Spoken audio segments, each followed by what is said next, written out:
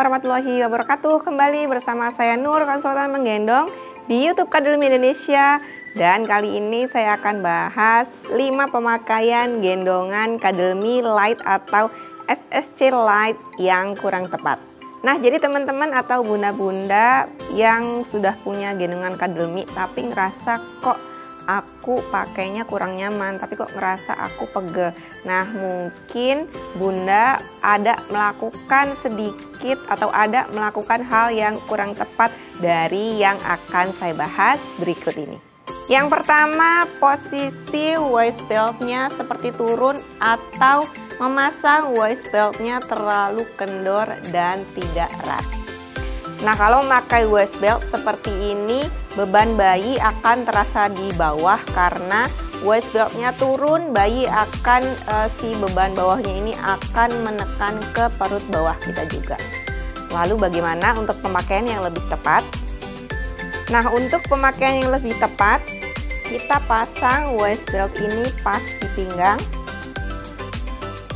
Pasang bakalnya sampai berbunyi klik, lalu kita kencangkan kanan dan kiri. Usahakan bakal ini tetap berada di tengah badan kita atau di tengah belakang badan kita. Nah, dari tampak samping dari tampak samping si waist belt ini akan berada lurus di pinggang kita. Sehingga ketika dipakai, beban akan tertumpu di pinggang dan juga di pundak dengan merata, tidak ada yang beban berlebih sehingga memakainya juga akan lebih nyaman. Yang kedua, pemakaian yang biasanya tidak tepat adalah posisi backstrap atau posisi tali punggung. Biasanya kalau penempatan tali punggung ada di belakang tengkuk seperti ini akan terasa kurang nyaman buat penggendong dan juga cepat pegal. Untuk pemakaian waist belt, sebaiknya kita memakainya di bawah tengkuk dan di antara ketiak sini. Jadi bunda-bunda boleh menempatkan si tali punggung ini jangan pas di tengkuk tapi agak lebih ke bawah lagi, atau mungkin bisa ditempatkan sejajar dengan batas ketiak kita. Nah, untuk memperbaikinya kita bisa menggeser posisi tali punggung ini lebih ke bawah lagi. Gimana caranya? Ada 2 cara. Yang pertama, kita bisa longgarkan dulu bagian tali bawah ketiak, dilonggarkan dulu. Setelah itu baru kita bisa memegang buckle yang ada di bahu sini, lalu kita geser pakai jempol ke bawah. Sebelah sini juga sama, kita geser ke bawah pakai jempol. Setelah itu baru kita kencangkan kembali tali bawah ketiak ini, dan posisi tali punggungnya dia sudah bergeser ke bawah, tidak di bawah tengkuk lagi. Lalu cara yang lain yang bisa kita pakai adalah sebelum kita memasukkan bayi ke dalam gendongan, kita bisa geser dulu si bakal yang ada di sini, bisa digeser ke atas dan ke bawah. Kita kira-kira aja untuk di postur kita itu posisinya akan seberapa. Jadi kira-kira aja di sini akan tempat untuk posisi masuk bayi, maka kita akan memperkirakan posisi tali punggungnya di sini. Usahakan posisi yang sebelah kanan dan sebelah kiri ini sejajar. Jadi kita tinggal posisikan ini di jahitan di batas sini, lalu kita tinggal sejajarkan posisi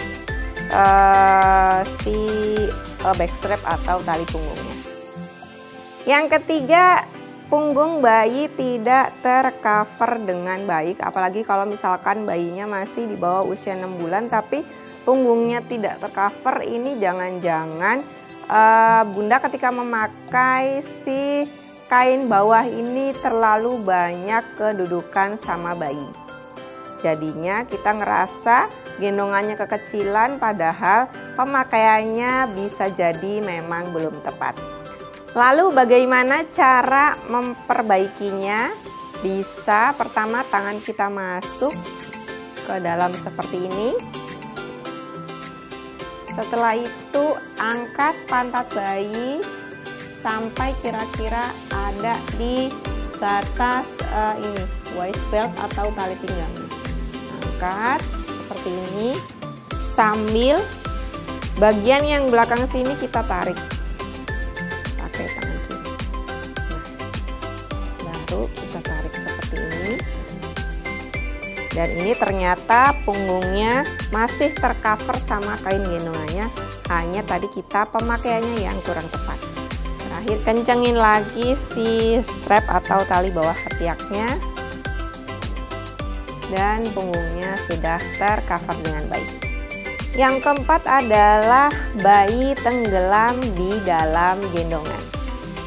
Nah, Cuddle Me Light atau SSC Light Carrier ini baru bisa dipakai jika 2 dari 3 syarat terpenuhi. Yang pertama, usianya sudah 4 bulan ke atas.